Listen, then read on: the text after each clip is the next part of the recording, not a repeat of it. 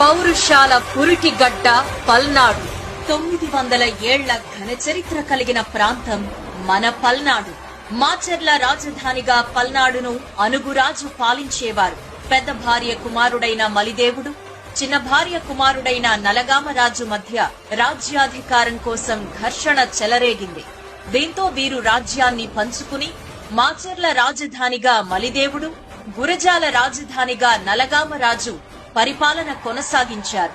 నలగాముడి మంత్రిగా నాయకురాలు నాగమ్మ మరియు మలిదేవుడి మంత్రిగా పల్నాటి బ్రహ్మనాయుడు నియమితులయ్యారు.